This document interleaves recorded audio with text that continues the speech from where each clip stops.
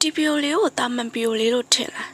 ဒီပီယိုလေးမှာအကောင်လုံးကပျော်ရွှင်နေကြတယ်ចောင်းသားတွေတင်းအောင်ဆရာတွေပြီးတော့မက်ဒီလာရှင်တွေသူတို့အကောင်လုံးကအရန်ပျော်နေကြတယ်ပေါ့အမတ်တရပီယိုလေးရိုက်ထားတယ်တကယ်ပျော်စရာကောင်းတဲ့ပီယိုလေးလို့ထင်ကြစရာရှိတယ်ဒါပေမဲ့မဟုတ်ဒီပီယိုလေးရဲ့နောက်ွယ်မှာကြီးနိုင်ငင်ကြီးအမှုတွေ sexual abuse လောက်တာရှိနေဒီတက်ဖို့ပြောရမယ်ဆိုလို့ရှိရင် American သမိုင်းတစ်ခုလုံးရဲ့သွေးစွန်းနေတဲ့ကြောက်စရာကောင်းတဲ့အရှက်ရစရာကောင်းတဲ့သမိုင်းတစ်ခုလုံးဖုံးခွဲထားတဲ့သမိုင်းကြီးတစ်ခုလုံးရှိနေတယ်ဒီစားကိုလည်းဖတ်ဖို့ချလာတော့မသိဘူးမြန်မာမှာတော့တိမ်မမလန်းလျှောက်ကြသူများဆိုပြီးတော့ဘာသာပြန်စာအုပ်အနေနဲ့ပြန်ထုတ်ထားရဲပေါ့နော်ဒီစာအုပ်ထဲမှာတော့အခုပြသွားမယ့်ဗီဒီယိုတွေကလိုမျိုးတကယ်ကိုဆိုးရွားရုံမာတဲ့အကြောင်းအရာတွေကြောက်စရာကောင်းတဲ့အကြောင်းအရာတွေအဲ့လောက်မပါဘူးမပါဘူးလို့ပြောမှာပေါ့နော်သူအဓိကအနေနဲ့ဘာကိုအခြေခံထားလဲဆိုတော့ဒီ Indian လူရိုင်းအနေနဲ့ဒီ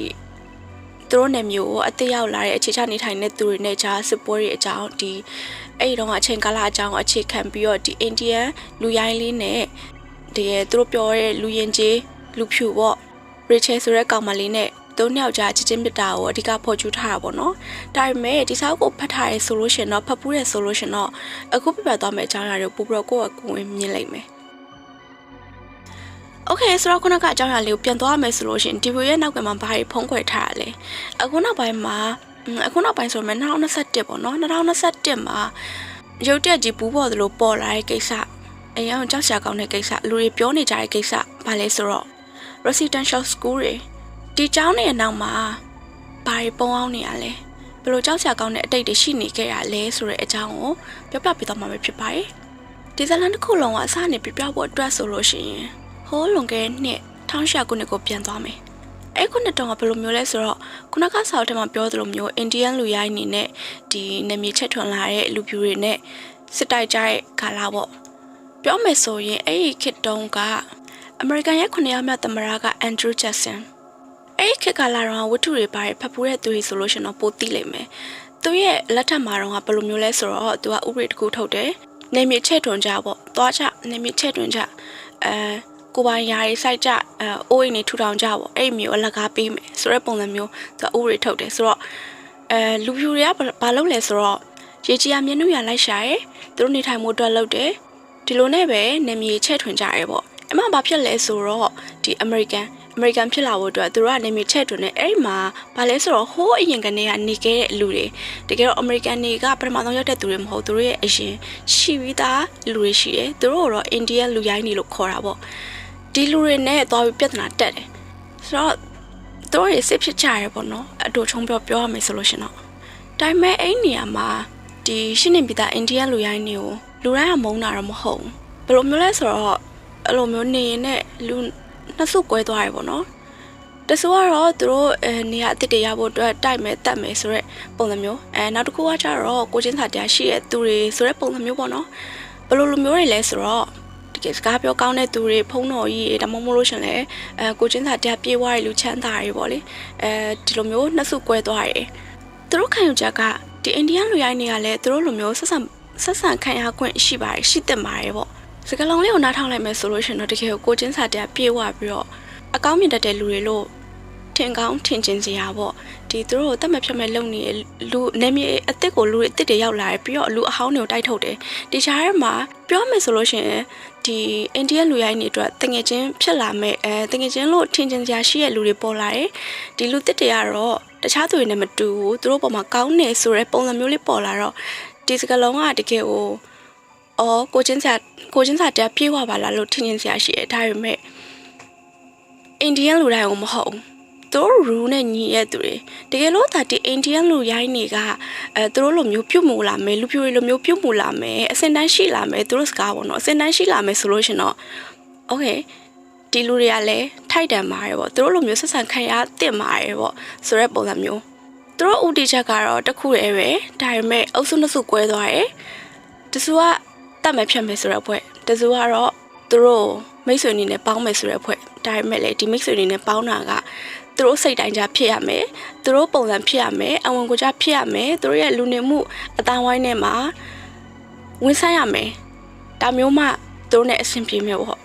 ့နောက်ကျတော့သူတို့ရဲ့တခုရဲတော့ဥတီချက်ကဘာလဲဆိုတော့ဒီ Indian လူရိုင်းရဲ့ culture ပျောက်သွားပြီးတော့သူတို့ဆိုတဲ့လူမျိုးစုကြီးပျောက်သွားပြီးတော့ ဒီလူပြိုတွေရဲ့လို့ဖြစ်လာဖို့ပဲ American ရဲ့လို့ဖြစ်လာဖို့ပဲပေါ့တနည်းပြောရလို့ရှင်တော့ဆိုတော့သူတို့ဘာသာစကားတွေ culture တွေကိုဖျောက်ပြဖို့အတွက်ဆိုလို့ရှိရင်ဘာအကောင်းဆုံးလဲအမှပေါ်လာတယ်ကြောင်းနေသူတို့အင်္ဂလိပ်ဘာသာစကားသင်ပေးမယ်ပြီးတော့လူပြိုတွေရဲ့ပုံစံတိုင်းပြုမှုနေထိုင်မှုတွေသင်ပေးမယ်တနည်းပြောရမယ်ဆိုလို့ရှိရင်တော့သူတို့ရဲ့ပြောစကားရဆိုလို့ရှိရင်လူယဉ်ကျေးဖြစ်လာစေရမယ်ဆိုတဲ့ပုံစံမျိုးကြောင်းနေပေါ်လာတယ်အဲ့တော့တခြားလူပြိုတွေကလည်းဘာပြောမှလဲအနည်းဆုံးတော့သူတို့တတ်နေမယ်စားကြောင်းနေဖွင့်လိုက်တာလည်းကောင်းပါတယ်ပေါ့သူတို့ထောက်ခံကြတယ်အဲ့မှာပဲကြောင်းနေပေါ်လာတယ်ပေါ့နော်တစ်ဖက်ကပြောမယ်ဆိုလို့ရှိရင်တော့သူတို့စာတင်ပေးမယ်လူအတိုင်းဝိုင်းထဲမှာဝန်ဆန်းနိုင်အောင်လုပ်ပေးမယ်ပို့ပြီးတော့အစင်တက်မြင့်မလာအောင်လုပ်ပေးမယ်ပေါ့ဒီကြောင်းနေမှာတင်ပေးမယ်ပေါ့ဒီအိန္ဒိယလူရိုင်းနေလွယ်လွယ်လက်ခံလားဆိုတော့တစ်ဖက်ကကြည့်မယ်ဆိုလို့ရှိရင်လည်းလက်နဲ့ချင်းမမျှရည်လည်းပါမယ်ပေါ့နော်နောက်ပြီးတော့ဒီလိုမျိုးတယောက်နဲ့တယောက်တက်ဖြတ်နေမယ်စားသူတို့သားသမီးတွေကိုအကြောင်းပို့တာသူတို့ကိုယ်တိုင်လည်းဒီလူနေမှုပတ်ဝန်းကျင်အစ်စ်မှာဝန်ဆောင်မှုတော့လောက်လာတာကပို့ပြီးတော့အဆင်ပြေလိမ့်မယ်လို့တွေးရလဲပါလိမ့်မယ်တချို့ကျတော့ယုံတယ်တချို့ကျတော့လည်းမယုံနေဆိုတာကလည်းဘယ်လိုပြောရမလဲသူတို့လုံးဝအုတ်တုံကြီးယုံနေဆိုတာအထက်ဒါကတော့နီလန်းကောင်းလေးဖြစ်နိုင်ပါတယ်ပေါ့လေသူတို့အဲ့လိုမျိုးတွေးရပေါ့တခုခုတော့ကောင်းလာနိုင်ပါတယ်ပေါ့နောက်ကျပြောခဲ့သလိုပဲတယောက်နဲ့တယောက်တက်ဖြတ်နေကြမယ်စားဒီလိုလေးဖြစ်လာတာနည်းနည်းတော့ပါသေးရဲ့ပေါ့ဆိုတော့နောက်ဆုံးမှနီလန်ဘာဖြစ်သွားလဲဆိုတော့ကျောင်းတွေကိုသူတို့သားသမီးတွေကိုပို့တယ်ပြီးတော့ဒီဒေသကိုတခြားနေမရလူတွေတခြားဒေသလူတွေလာမယ်ဆိုလို့ရှင်လဲဆက်စုမှာပေါ့သူတို့ဒီစနစ်ကြီးကိုဆက်စုမှာပေါ့ဆက်စုတော့အနည်းဆုံးတော့သူတို့တွေလူမျိုးလုံးတက်ဖြတ်နေရပဲလို့အရင်လူဟောင်းတွေရှိနေမိသားလူဟောင်းတွေကိုတော့မှအာမနာပဲနဲ့သူတို့ရဲ့ culture တွေကိုဖျက်ဆီးပြစ်နေပါတယ်လို့ပြောမယ်အစားသူတို့ဘယ်လိုပြောမလဲကျောင်းတွေဖွင့်ပေးရဆိုကောင်းတယ်ပေါ့သူတို့ကိုလူရင်ကြီးဖြစ်လာအောင်လို့မလို့ပြုပြင်ပေးတယ်ပေါ့လေသူတို့ရဲ့လူနေမှုအဆင့်တန်းတွေတစ်ဆင့်မြင့်လာအောင်လို့မလို့လုပ်ပေးရပေါ့လေတကယ်ကိုကောင်းတဲ့နီလန်ပဲပေါ့အမြင်ကောင်းတွေရလာစီရတနည်းပြောမယ်ဆိုလို့ရှင်ဆိုတော့အဲ့လိုနဲ့ပဲကျောင်းတွေဖွင့်ဖို့ဖြစ်လာတယ်သူတို့ရွေးချက်ကတော့တနိုင်ငံလုံးအနှံ့ကျောင်းတွေဖွင့်ဖို့ပဲဒါပေမဲ့ပထမဆုံးတစ်ကျောင်းပဲစဖွင့်တယ်အစမ်းပေါ့လေဒီကျောင်းဖွင့်ကြည့်လိုက်တဲ့အချိန်လေးဘယ်လိုလဲပေါ့ Pennsylvania မှာ Carlisle Industrial School ဆိုပြီးတော့ကျောင်းစဖွင့်လိုက်တယ်တနည်းပြောရရင် Indian လူရိုင်းရဲ့ culture ကိုဖျက်ပစ်ဖို့အတွက်ပထမဆုံးခြေလှမ်းလို့ပြောရမှာပဲဆိုတော့ဒီကျောင်းတွေကိုဘယ်သူလုပ်လဲဘယ်သူဦးစီးလဲဆိုတော့ဒီမှာမိတ်ဆက်ပေးဖို့အတွက်လူတစ်ယောက်ပေါ်လာပြီ Richard Henry Pratt သူ့ကိုတော့1840ခုနှစ်မှာမွေးဖွားခဲ့ရပါတော့ New York က Radford မှာမွေးဖွားခဲ့သူကသား3ယောက်မှာအကြီးဆုံးသားသူ့ရဲ့အဖေကသူငယ်ငယ်လေးကနေကယ်လီဖိုးနီးယားမှာရွှေသွားရှာဖို့ဆိုပြီးတော့သူ့မိသားစုပြစ်ထားခဲ့ရပါဆိုတော့သူကသူ့မိနဲ့ညီလေးနှစ်ယောက်ကိုစောင့်ရှောက်ဖို့အတွက်ဖြစ်လာခဲ့တယ်ကလေးတယောက်ကရုတ်တရက်အိမ်အောင်စုဖြစ်လာတယ်ဒီ pressure တွေဖိအားတွေသူ့ပေါ်ပုံပြီးတော့ကျလာတယ်အိမ်အောင်စုတယောက်ရုတ်တရက်ဖြစ်လာတယ်ဆိုတာကလွယ်တဲ့ကိစ္စတော့မဟုတ်ဘူးဆိုတော့ဘယ်လောက်တောင်ဖိအားတွေများခဲ့မလဲပေါ့ဒီလိုနဲ့ပဲသူကသူ့အမေနဲ့ညီလေးနှစ်ယောက်ကိုရှာပြီးတော့ကျွေးဖို့အတွက်အဆင်ပြေထားနိုင်မှုအတွက်သူစစ်ထဲဝင်လိုက်တယ်အဲ့မှာရှင်းမပြောခဲ့တဲ့အတိုင်းပဲအဲ့ချိန်တော့ဘာလုပ်နေလဲဆိုတော့ဒီသူတို့ကလည်းမြေတစ်တွေကိုရှောက်ဖွေရဲရေကြီးရမျက်နှာရရှာရဲအဲ့နေရာမှာရှိနေမိသားလူတွေနဲ့တိုက်ပွဲဖြစ်နေကြရဲပေါ့ဒီမှာသူကဘာလုပ်ရလဲဆိုတော့ဒီတိုက်ပွဲမှာအိန္ဒိယလူရိုင်းတွေဘာတွေဖမ်းမိရဲဒီဖမ်းမိရဲ့လူတွေကိုသူကြည့်ရတယ်ပေါ့နော်အဲ့လိုနဲ့နေလာရင်းနဲ့ဘာဖြစ်လာလဲဆိုတော့တမိုင်းတွင်မှုအတွက်တခုဖြစ်လာခဲ့သူကသူကြီးမြတ်ပါတယ်ပေါ့ဘယ်လိုမျိုးလဲဆိုတော့အိန္ဒိယလူရိုင်းတွေကလည်းသူတို့လူပြိုတွေနဲ့တူတူတန်းတူဆက်ဆံခံရခွင့်ရှိပါတယ်ပေါ့သူတို့ကလည်းအခွင့်အရေးရတင်ပါတယ်ပေါ့ဒီလိုပုံစံမျိုးလုပ်လာတယ်တခုတော့ရှိရယ်သူတို့ရဲ့စီမင်းစည်းကမ်းနဲ့ကိုက်ညီတဲ့အိန္ဒိယလူရိုင်းနေသားလျင်သူတို့နဲ့တန်းတူဆက်ဆံခံရခွင့်ရှိရယ်တနည်းပြောမယ်ဆိုလို့ရှိရင်သူတို့နဲ့အဆင်ပြေမှပဲဒီကိုချင်းစာတရားထားနိုင်မယ်ပေါ့လေသူတို့ရဲ့ culture နဲ့သူတို့ရဲ့လူနေမှုအတိုင်းဝိုင်းထဲမှာအဝင်ကိုကြားဖြစ်မှဝင်ဆန့်မှပဲအဆင်ပြေမယ်ပေါ့လေဆိုတော့ဘာလို့လဲဆိုတော့ဒီဖက်မီရဲ့အိန္ဒိယလူရိုင်းတွေကိုစတင်ပေးပါတယ်အင်္ဂလိပ်စာတွေသင်ပေးရပြီးတော့သူတို့ပြုမှုနေထိုင်တဲ့ပုံစံတိုင်းဘယ်လိုပြုမှုနေထိုင်ရမလဲအစင်တန်းရှိနေရမလဲဆိုတဲ့ပုံစံမျိုးတွေသင်ပေးရပေါ့လေသူများပြောနေကြစကားခွန်ရှိရ Kill the Indian save the man Indian ဆိုတော့တက်လူတွေဆိုတော့ကဲပေါ့ဆိုတော့သူ့ရဲ့စကားထဲမှာတော့ပြင်နေရတယ်ပဲပေါ့နော်ပုံမှန်အပေါ်ရန်ကြည့်မယ်ဆိုလို့ရှင်တော့တကယ်ကိုကြီးမြတ်တော့ပေါ့ကိုချင်းစာတက်ပြေဝတော့ပေါ့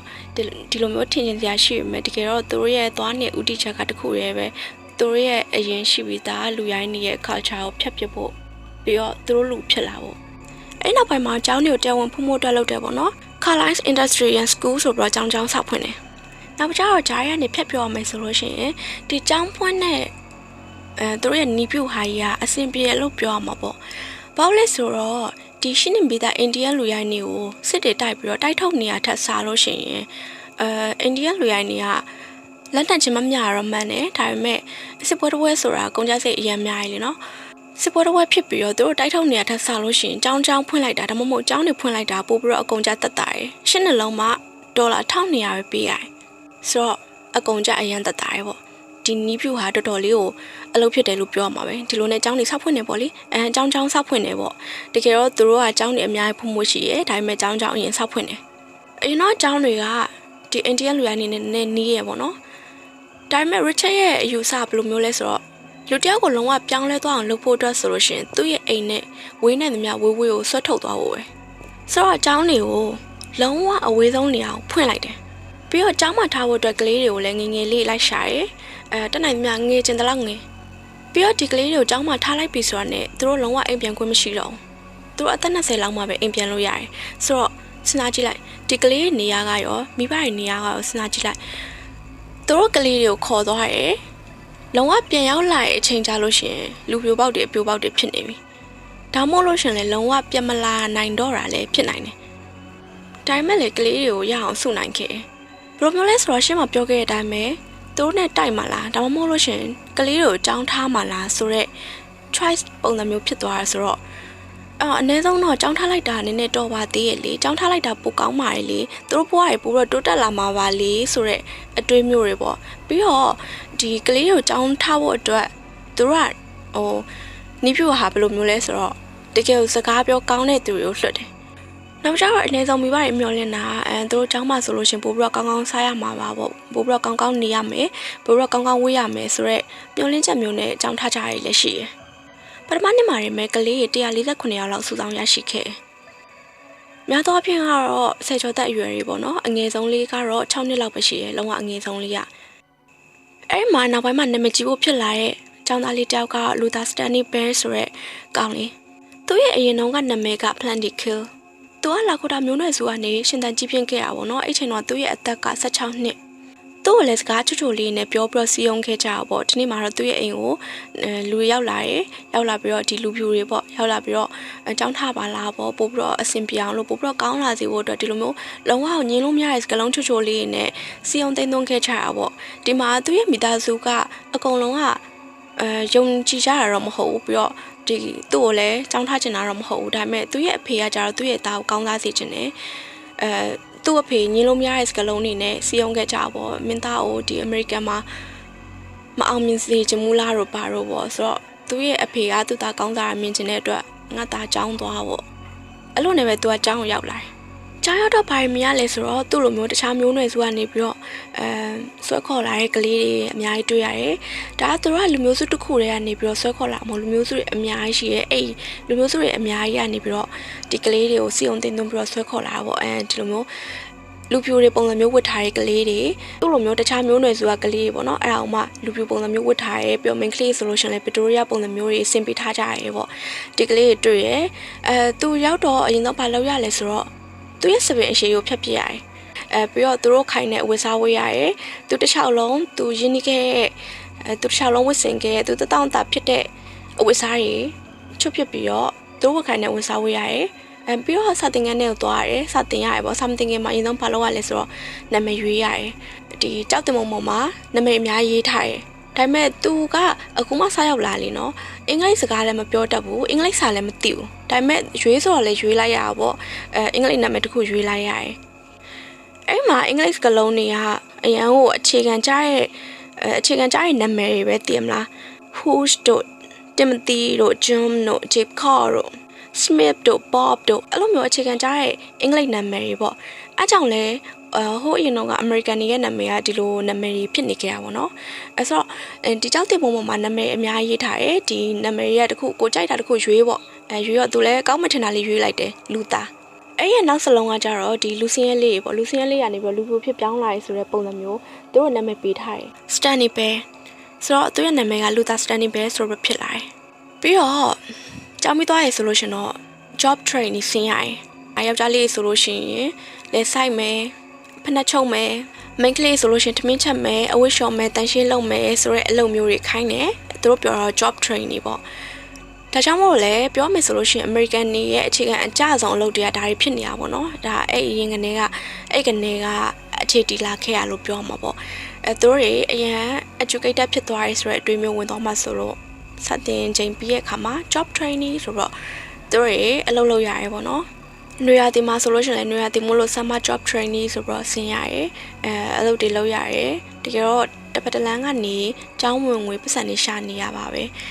ဒါမှပဲသူတို့တွေအစာဝဝလင်စားရလားဆိုတော့မစားရဘူးအဲ့လောက်ထိလည်းမစားရဘူးပေါ့နော်နောက်ကြတော့ပြောခဲ့သလိုပဲအဓိကသူတို့ရဲ့ရွေချက်က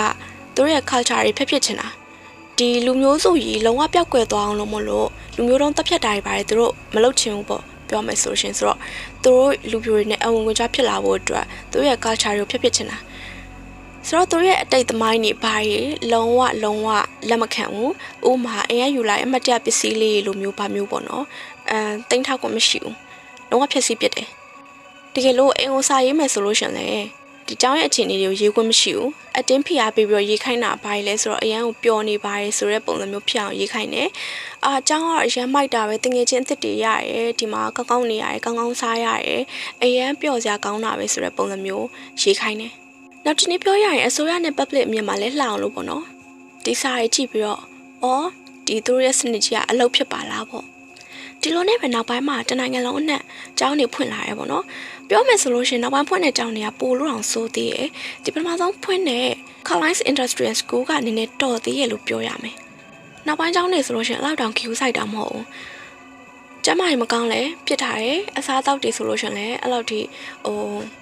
ာဟာရပြည့်အောင်လဲကျွေးရမဟုတ်ဘူးပေါ့နော်နေမကောင်းလဲပြစ်ထားတယ်တေလဲ queue မဆိုင်ဘူးနောက်ကြတော့ဒီပူလီလောက်တာတွေအများကြီးပဲဒီနိုင်ငံကြီးအမှုတွေစသည်ဖြင့်ပေါ့နော်အဲ့လိုမျိုးတွေအများကြီးရှိတယ်ဒီကိစ္စတွေကလည်းဒီအကြောင်းကနေပြီးတော့အသက်ရှင်ပြန်ပြီးတော့လွတ်လာတဲ့ကလေးတွေပြန်ပြောပြရဲ့အကြောင်းအရာတွေပေါ့နော်ပြန်ပြောပြရဲဒီအသက်ရှင်လွတ်မြောက်လာတဲ့လူတွေကပြန်ပြောပြခဲ့ရဲပေါ့ပြန်ပြောပြခဲ့လို့သိရတာပေါ့နော်မရှိကမရှိရဲ့ Holy Childhood ဆိုရဲအကြောင်းမှဆိုလို့ရှင်လဲဒီလိုမျိုးပဲနာမည်လေးကကြားလိုက်ရရင်နေလုံးဝလုံခြုံနှွေးထွေးသွားတယ်လို့မျိုးခံစားရရမယ်တကယ်တောင်းရဲ့နောက်ွယ်မှာတော့လုံးဝငရေကံပဲညရောက်ပြီဆိုတာနဲ့ rape လုပ်ခံရတယ်ရိုက်ခံရတယ်ပြောခဲ့တယ်လို့ပဲကြီးနိုင်ငံကြီးအမှုတွေရှိတယ်ဘယ်လိုမျိုးလဲဆိုတော့အသားလေးနည်းနည်းလက်လို့ရှိရင်ပို့ပြီးတော့အခွင့်ရေးပေးခံရတယ်အခွင့်နည်းနည်းထုခံရတယ်ပေါ့နော်အသားမဲလေဒီ Indian လူရိုင်းပုံစံမျိုးပို့ပြီးတော့ဖြစ်လေအနိုင်ကျင့်ခံရလေပဲဒါရောအေးအေးယူရည်လည်းမရှိဘူးဒီနောက်မှာဖြစ်နေရတယ်အောက်ခြေမှာဖြစ်နေရတယ်သူတို့မသိဘူးလားဆိုတော့သိတယ်ဒါပေမဲ့လွတ်ထားတယ်သူတို့ကိုယ်တိုင်လည်းလှုပ်ချင်တာလှုပ်တယ်အောက်မှာလည်းအဓိကဒီကျောင်းကြီးကို public အမြင်မှာလှအောင်ဖွင့်ထားနိုင်ရပြီကျန်တိုင်းသူတို့ဂီယူမဆိုင်ဘူးပြစ်ချင်တာပြစ်ထားတယ်အစိုးဆုံးကအစာနဲ့စေဝါကိစ္စပဲအစာဆိုလို့ရှင်လဲတနေ့လုံးနေလို့မှ sandwich လေးတစ်ခုပဲကျွေးရယ်ဒါတော့မှဒီ sandwich ကတခုကိုအပြစ်လောက်လိုက်မယ်ဆိုလို့ရှိရင်တနေ့လုံးသာဘာမှမစားနဲ့တော့အဲ့ sandwich မစားနဲ့တော့တနေ့လုံးသာဘာမှစားစရာမရှိတော့စားလို့မရတော့ပြီးတော့စေဝါကိစ္စဥမာ1896ခုနှစ်မှာဖြစ်ခဲ့တဲ့ဝက်သက်ကိစ္စကိုကြည့်လို့ရတယ်ဒီမှာဆိုလို့ရှိရင်10ရက်ကို9ယောက်လုံးနဲ့ကလေးတည်ကြရဲပေါ့နော်ဒါပေမဲ့သူတို့တည်လဲဂယူးမဆိုင်ဘူးစိတ်ဝင်စားအောင်ကလေးတည်လဲဘာဖြစ်လဲဒီကျောင်းဝန်းထဲမှာဒီတိုင်းပဲမြုပ်လိုက်တာပဲတည်တဲ့ကလေးကတည်တယ်မတည်ဘဲနဲ့လှုပ်လို့ရှားလို့ရတဲ့ကလေးဆိုဘာလို့ရလဲဆိုတော့မြေချင်းတူးရတယ်အလောင်းတွေကိုမြေမြုပ်ဖို့အတွက်မြေချင်းတူးရတယ်တေးလဲကျူးမဆိုင်ဘူးဒီတိုင်းပဲအမှတ်သားတော့မလုပ်ဖ ೇನೆ ဒီလိုပဲမြုပ်ပစ်လိုက်တယ်ပေါ့နော်မိဘတွေကိုအကြောင်းကြားဖို့ဆိုတာတော့ပြောမနေနဲ့တော့လုံးဝအကြောင်းမကြားဘူးတိလည်းမတိကြဘူးပေါ့နော်ကိုယ်ကလေးတေးလို့တင်မှန်းတော့မတိကြဘူးဟိုဘက်မှာကဒီကိစ္စတွေကိုနောက်ပိုင်းမှာဘယ်လိုပြန်သိလဲဆိုတော့အချက်လက်တွေနဲ့ပြန်သိရရဲပြီးတော့ဒီကျောင်းကနေထွက်ပြေးလွတ်မြောက်သွားတဲ့ကလေးတွေကပြန်ပြောပြရဲအဲ့လိုကနေပြီးတော့တစင်သိကြရဲပေါ့နော်အဲ့ရမှာဟုတ်ပြီဆိုတဲ့လူမျိုးစုတွေကစောကနေကသူတို့အကြောင်းမထားတာကြောင်းထားဖို့အတွက်ကိုလုံးဝအသေးသက်ညင်းဆိုတဲ့လူမျိုးစုတွေပေါ့သူတို့ကကြတော့ဘယ်လိုလုပ်လဲဆိုတော့ဖမ်းနေထောင်ချရဲအဲ့ရမှာသူတို့တွေက16ယောက်အဖမ်းခံရရဲပေါ့နော်ထောင်ကျသွားရဲထောင်ကလည်းလွတ်လာရောသူတို့သားသမီးတွေအကုန်လုံးမရှိတော့ကျောင်းကိုပို့လိုက်တယ်သူတို့နောက်ွယ်မှာပဲသူတို့ရဲ့ကွန်ပျူတာမပါပဲနဲ့သူတို့ရဲ့သားသမီးတွေကိုအတင်းချက်ကျောင်းကိုပို့ခဲ့ရပါဒီလိုမျိုးအနုနီးနဲ့ရောအကျန်းနီးနဲ့ရောစိုးဝါတောင်းကျမ်းစွာနဲ့ လောက်ခဲ့ကြတာပေါ့နော်ပုံမှန်ကြည့်မယ်ဆိုလို့ရှင်တော့တမိုင်းတစ်ခုလုံးပြန်ကြည့်မယ်ဆိုလို့ရှင်အော်သူတို့ကအကြောင်းတွေဖွင့်ပေးခဲ့ကြတာပဲအရန်ကောင်းတာပဲလူနေမှုစင်တာနေမြင်မာလာတာပဲလို့ထင်မြင်စရာရှိရဲဒါပေမဲ့တကယ်နောက်ွယ်မှာဒီလိုဖြစ်ပျက်တွေဖြစ်ခဲ့တာပေါ့ဒါကအမေရိကန်တခုလည်းမဟုတ်ဘူးကနေဒါမှာရောပဲကနေဒါမှာဒီထက်ပိုဆိုရဲနောက်27မှာရှာပြတ်တွေ့ခဲ့အချက်လက်တစ်ခုရှာတွေ့ခဲ့အမှတ်တမ်းတစ်ခုရဆိုလို့ရှင်အရန်ကိုစိုးဝါတောင်းကျမ်းတာဖြစ်ခဲ့တာပေါ့နော်ဒီအကြောင်းအရာကပဲလူတွေကိုလုံးဝအုပ်အတောင်းနေဖြစ်သွားစေခဲ့ဘူးတယ်2021တုန်းကဒီသူတို့တွေလုံးဝဖုံးကွယ်ထားတဲ့အစိုးရကိုယ်တိုင်ဖုံးကွယ်ထားတဲ့ကြောက်စရာကောင်းတဲ့ဖြစ်ကြီးတစ်ခုပေါ့။အိုးရဒါကိုမပြောခင်မှာအိမ်လုံးကနေဒါမှာရောအကြောင်းတွေဘလို့စောက်ဖွင့်လာလဲဆိုတဲ့အချက်ကိုကြည့်လိုက်အောင်1889ခုနှစ်မှာနီကိုလတ်ဒါဗင်ဆိုတဲ့လူတယောက်ကဒီအမေရိကန်ရောက်လာတယ်ပေါ့နော်အမေရိကန်လို့ပြောမှာပေါ့အမေရိကန်ရောက်လာတယ်သူဒီစနစ်ကိုကြည့်သွားတယ်ပေါ့အော်စနစ်ကမိုက်တယ်ပေါ့ပြောမယ်ဆိုရင်ပညာရှိနီလေးနဲ့သူတို့ရဲ့ culture တွေကိုဖျက်ပစ်တာပညာရှိနီလေးနဲ့လှုပ်သွားတာပေါ့အရန်ကိုကြည့်လို့ကောင်းတာပဲပေါ့လူမြင်တင့်တယ်ပေါ့ဆိုတော့သူဒီနီးစနစ်ကိုတော်တော်ကြိုက်သွားတယ်ဒီနီးစနစ်ကိုသူ့ရဲ့ကနေဒါကိုပြန်တည်သွားတယ်ဒါဘယ်သူမှခိုင်းလို့လည်းမဟုတ်ဘူးသူကိုယ်တိုင်သဘောကျလို့သူကိုယ်တိုင်လုပ်မယ်ဆိုပြီးတော့ဖြစ်လာခဲ့တာပေါ့နော်ဒီမှာတော့ American တွေကသူတို့က boarding school ဆိုပြီးတော့အကြောင်းတွေဖွင့်တယ်သူကတော့ boarding school မဟုတ်ဘူး residential school ဆိုပြီးတော့အကြောင်းတွေစဖွင့်လာတယ်ဒါကအကုန်လုံးရဲ့ခေါင်းစဉ်ပေါ့နော်ဒီအကြောင်းအရာတစ်ခုလုံးရဲ့ပြောချင်တဲ့အကြောင်းအရာခေါင်းစဉ်ပေါ့တော်တော်များ residential school ဆိုလို့ရှင်ကြောက်စရာကောင်းတဲ့တော်တော်မှလည်းတွေးနေကြတယ်ဒီအကြောင်းကဘာလဲသူ့ရဲ့နောက်ကွယ်ရသမိုင်းအကြောင်းကဘာလဲဆိုပြီးတော့သိချင်နေကြတာဒါက American တွေစဉ်သက်လာပေါ့နော် American မှာတော့ boarding school ဆိုပြီးတော့အကြောင်းတွေဖွင့်နေကနေဒါကလူကတော့ဒီစနစ်ကိုယူသွားခဲ့သူ့နိုင်ငံကိုယူသွားခဲ့ပြီးတော့ residential school ဆိုပြီးတော့အကြောင်းတွေဖွင့်တယ်ဒီမှာတော့သူက American တွေလိုမျိုးမဟုတ်လုံးဝဥပဒေနဲ့ကိုင်းပေါက်ပြလိုက်တာမတက်မနေရမတက်ရင်ထောင်ချဆိုတော့ American ထက်တောင်ပိုဆိုးတာပေါ့နော်စနစ်တွေကတော့ American နဲ့ဘာမှမချဘူးဒီတိုင်းပဲကြီးနိုင်ငံကြီးအမှုတွေဒီတိုင်းပဲပြစ်ထားတယ်နောက်ကွယ်မှာဖြစ်နေတဲ့ကိစ္စတွေသူစိတ်ဝင်စားဖို့အဓိက public မှာသူတို့မျက်နှာပန်းလာရင်ရပြီအကျဉ်းနိုင်ဘာမှစိတ်ဝင်စားဘူးပေါ့နော်အစားလဲအဲ့လောက်ကြီးထင်တော့မကြွေးဘူးမသေးအောင်တမဲပဲကြွေးရဲဒါမှတေသွားရင်တော့မကီးမဆိုင်ဘူးပေါ့ပြီးတော့ကျမရဲ့ကိစ္စလဲသူတို့တွေအဲ့လောက်စိတ်ဝင်စားဘူးတေလဲကိစ္စမရှိဘူးဒီမှာတော့ပို့ပြဆိုတာကအမေရိကန်နေလိုမျိုးနာမည်မပေးဘူးသူတို့ကနံပါတ်တွေပေးတာနံပါတ်တွေတက်ပေးထားတယ်ပေါ့နော်သူတို့မကြိုက်တာလုပ်မယ်ဒါမှမဟုတ်စီကံချိုးဖောက်မယ်ဆိုလို့ရှိရင်ဘာလုပ်လဲတေခွတ်တင်နဲ့ရိုက်တယ်ဝါကျိုးတွေနဲ့ရိုက်တယ်ကြောက်ပုတ်တင်နဲ့ရိုက်တယ်လက်နဲ့ရိုက်ရင်လည်းရိုက်တယ်ထင်တယ်လို့ရိုက်တယ်နားမှာရှိရင်ရှီရနဲ့ကောက်ပေါက်တယ်တခါလေဆိုလို့ရှိရင်မြောက်ခန်းထဲမှာလုံးဝနိုင်နဲ့ခြီးပြီးတော့ကြောက်အကြာကြီးပိတ်ထားရင်လည်းပိတ်ထားတတ်တယ်ကျွေးရဆာဆာရလည်းဘာလဲဆိုတော့စံပြုတ်တို့ငါးပြုတ်တို့ပြီးတော့အရန်ကိုညှိဟောက်နေမြင်းသားတို့အဲ့လိုဟာတွေကျွေးရပါတော့ဒီတော့ဘာဖြစ်လဲဆိုတော့ကလေးနေမကောင်းဖြစ်ကြတယ်နေမကောင်းပြလို့တည်သွားလဲပြောခဲ့တယ်လို့ပဲဘယ်သူမှဂီယူမဆိုင်ဘူးတည်လို့ရှင်လဲចောင်းဝင်းထဲမှာဒီတိုင်းမြုပ်လိုက်တာပဲအမှတ်သားတော့မလုံးမြုပ်တယ်ဆိုတာလဲမတက်တာလို့ပေါ့နော်ဒီအလောင်းကြီးဒီတိုင်းထားလို့မရလို့မြုပ်လိုက်တာပဲဒီတိုင်းပဲမြုပ်လိုက်တယ်သူတို့ပျောက်သွားလဲဘယ်သူမှမှတ်တမ်းလဲမလုပ်ဘူးတည်သွားကြောင်းလဲမှတ်တမ်းမလုပ်ဘူးဘယ်သူမှလည်းလိုက်မရှာကြဘူးဆိုတော့ကနေဒါမှာလဲအမေရိကန်စနစ်နဲ့အတူတူပဲသူတို့ရဲ့သူတို့ချမှတ်ထားတဲ့စီမံဥပဒေတွေကိုချိုးဖောက်ခွင့်မရှိဘူးဒီအရင်ရှိပြီးသားလူတွေကိုတိမ့်ဆန်နေလို့ဆက်ဆံနေဒီလူရိုင်းတွေကိုပေါ့လူရိုင်းတွေကိုသိမ်းဆန်နေလို့ဆက်ဆံနေသူတို့ချမှတ်ထားတဲ့ဥပဒေအတွင်းမှာပဲနေရမယ်သူတို့ချမှတ်ထားတဲ့ rule တွေကိုပဲလိုက်နာရမယ်သူတို့လူဖြစ်လာရမယ်ဆိုတဲ့ဥတီချက်တစ်ခုတည်းပဲသွားတယ်1926ခုနှစ်မှာပဲအိန္ဒိယကလေး80ရာခိုင်နှုန်းကျော်လောက်ကအကြောင်းတွေကိုရောက်နေကြပြီဒီနှစ်တွေမှာသူတို့တွေဘလောက်တောင်ခက်ခဲပင်ပန်းပြီးတော့ဘယ်လိုမျိုးဖြတ်ကျော်ခဲ့ကြလဲဆိုတာတွေးရမတွေးရလောက်စရာပဲ1995မှာတော့အမေရိကန်မှာအကြောင်းတွေစပိတ်တယ်ကနေဒါမှာလည်းတိတ်တော့မထူပါဘူးသူကကျတော့1980လောက်မှာစပိတ်တယ်ပေါ့ကျောင်းတွေအကုန်လုံးဝ shut down ဆိုတော့ကြီးကြီးလိုက်မယ်ဆိုလို့ရှိရင်ထားပါတော့အမေရိကန်မှာ1985လောက်ကပိတ်တယ်ဆိုရင်အခု2025ဆိုတော့50ဝန်းကျင်ပေါ့နော်ဆိုတော့ Disney ကြီးလုံးဝပြတ်သုံးသွားတာက50ဝန်းကျင်လောက်ပဲရှိသေးတယ်ဆိုတော့ပြန်ကြည့်အောင်ရင်တော့50တက်တန်းရှိရဲ့အရာကိုပြန်ကြည့်မယ်ဆိုလို့ရှိရင် American ရဲ့နာမည်ကြီး Canyon the Soft တို့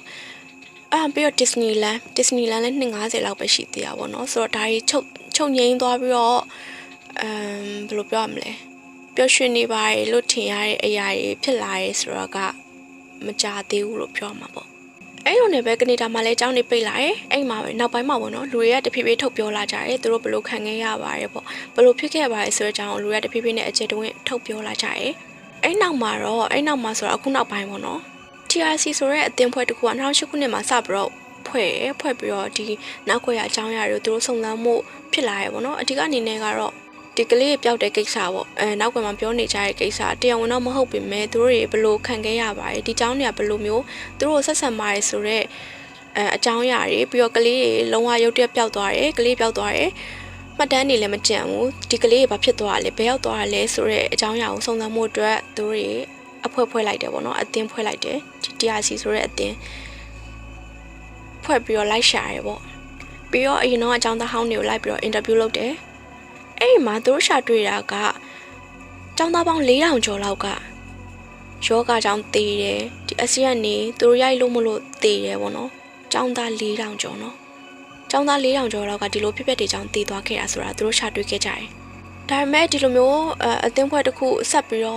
့လှုပ်ရှားဖို့အတွက်ဆိုတာကလွယ်တဲ့ကိစ္စတော့မဟုတ်ဘူးအဓိကရန်မုံငွေပေါ့နော်ပတ်စံလိုတယ်ပတ်စံလိုတော့သူက 1.5 million အစိုးရကိုတောင်းခံတယ်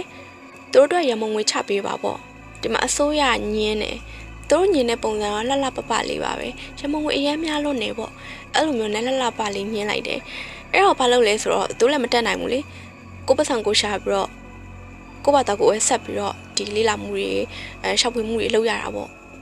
သူတို့အဲ့လိုမျိုးရှာရင်းနဲ့ပဲခမ်ဘလူးဆိုတဲ့အကြောင်းတစ်ကြောင်းမှာကြောက်စရာကောင်းတဲ့အရာတွေစပြီးတော့တွေ့ရဲအဲ့ဒါဘာလဲဆိုတော့ကလေးမြုပ်ထားတာအကြောင်းထဲမှာမြုပ်ထားတာလုံးဝအမှတ်သားတော့မရှိဘူးကလေးပေါင်း215ယောက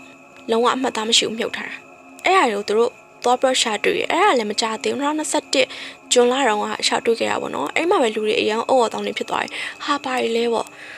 ့သူတို့လုံးဝ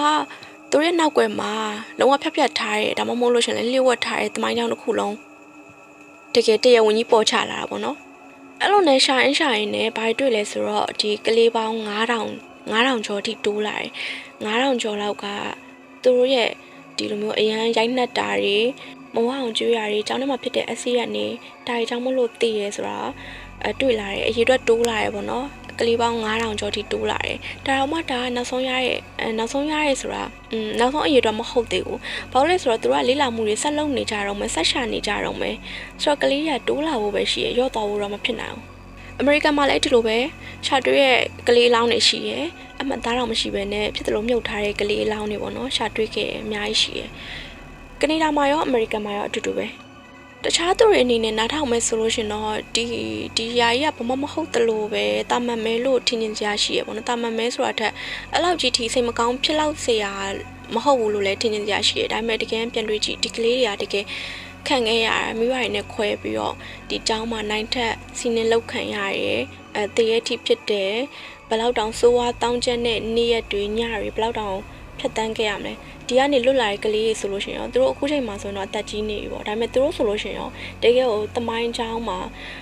trauma ရနေရပါတော့ trauma တွေဒီမပြောက်နိုင်မနဲ့သူတို့အသက်ကြီးရဲ့ဒီတည်သွားတဲ့အထိဒါရဘယ်တော့မှမပြောက်တော့မဲ့ trauma တွေပဲနောက်ကျပြောမယ်ဆိုလို့ရှိရင်ဒါကြီးတစ်ခုလုံးက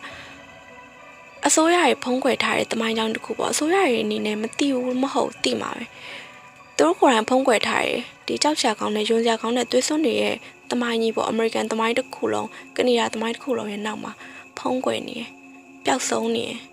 ပြီးတော့ကောင်းတဲ့တစ်ခုလုံးပြန်ပြီးတော့ကောက်အောင်မယ်ဆိုလို့ရှိရင်ဒီ residential school တွေကဘာလဲဆိုတဲ့အကြောင်းကိုမြင်မယ်လို့ထင်ပါတယ်ဒီ TikTok မှာခေတ်စားနေတဲ့ TikTok မှာနာမည်ကြီးနေတဲ့ residential school တွေကဘာလဲသူ့ရဲ့နောက်မှာပေါင်းနေကြောက်စရာကောင်းတဲ့အရာတွေကဘာလဲဆိုတော့ဒီလိုမျိုးဖြစ်ပျက်ခဲ့တမိုင်းမှာဒီလိုမျိုးဖြစ်ပျက်ခဲ့ရပေါ့ပြီးတော့ bio ရဲ့အစရှိနေကြတဲ့ bio လေးအကုန်လုံးပျော်ရွှင်နေကြရဲဆိုတဲ့ bio လေးဒီ bio လေးရဲ့နောက်ွယ်မှာဘာဖြစ်ခဲ့လဲဆိုတာပြန်ပြီးတော့စဉ်းစားကြည့်လို့ရမယ်လို့ထင်ပါတယ်ဒါပေမဲ့ဘယ်တော့တောင်ကြောက်စရာကောင်းလိုက်မလဲနော်တကယ်တော့လေသူတို့ရဲ့နောက်ွယ်မှာလဲသူတို့ဖြစ်ချင်တာဖြစ်ဖို့အတွက်စကလုံးချွတ်လေးနဲ့ပညာရှိနေသုံးပြီးတော့လှုပ်သွားတာကြီးပဲလူတွေမှမဟုတ်ဘူးဒီလောကနေရာမှာပြောမလားဒီမှာလဲလူတွေကကြီးနိုင်ငံချင်းပဲမြင်းနဲ့ကလန့်ဆိုင်ချင်ကြတာကြီးပဲသူတို့လိုချင်တာရဖို့အတွက်ဆိုလို့ရှိရင်အကျန်းဖတ်ရင်လည်းဖတ်မယ်ကျန်းဖတ်ရင်တော့လူမြင်တာပေါ့နော်ဒီလိုမျိုးနီးရည်နဲ့သုံးချင်လဲသုံးမယ်ပြီးလို့ရှိရင်လူတွေမသိအောင်တမိုင်းအစားဖြောက်ပစ်လိုက်တာပဲဆိုတော့တမိုင်းမှာတော့နာမည်ကျန်ခဲ့တာပေါ့သူတို့တွေဒီအိန္ဒိယလူရိုင်းနေရဲ့ culture ကိုပို့ပြီးတော့တစ်စင်မြန်မာအောင်လုပ်ပေးလိုက်တယ် သူရဲ့လူနေမှုအဆင့်တန်းနေမြင့်မားလာစေလို့တမိုင်းမှာမှတ်တမ်းထားခဲ့ပေမဲ့နောက်ွယ်မှာတော့ဒီလိုဖြစ်ရဆိုရင်ဖြစ်ခဲ့ရတယ်ပေါ့ဆိုတော့ညီမရဲ့ဗီဒီယိုလေးကိုအကုန်လုံးလည်းသဘောကျမယ်လို့ထင်ပါတယ်အကြောင်းအရာတွေကတော့ဒီလိုပဲထိုင်ပြောနေတာဖြစ်တဲ့အတွက်အကြောင်းအရာတွေကဟိုရောက်လိုက်တယောက်လိုက်ဖြစ်ချင်လည်းဖြစ်မယ်ပေါ့နော်ဒါပေမဲ့ပြောချင်တဲ့အကြောင်းအရာပြောချင်တဲ့ point ကိုတော့မြင်မယ်လို့ထင်ပါတယ်ပြီးတော့ဒီအကြောင်းတွေရဲ့ဘယ်လောက်ကြောက်စရာကောင်းလဲဒီ American သမိုင်းတစ်လျှောက်လုံးမှာဘာတွေဖုံးကွယ်ထားလဲနောက်ွယ်မှာဘယ်လိုမျိုးသွေးစွန်းနေရလဲဆိုတဲ့အချက်တွေကိုလည်းပရိသတ်တို့မြင်မယ်လို့ထင်ပါတယ်ဆိုတော့နောက်ဆုံးအနေနဲ့အားလုံးနှုတ်ဆက်ပြီးတော့ဒီဗီဒီယိုလေးကိုဒီလောက်နဲ့ပဲရလိုက်ချင်ပါတယ်အားလုံးပဲ see you ပါညီမနောက်ဗီဒီယိုမှာပြန်ပြီးတော့တွေ့ကြပါမယ်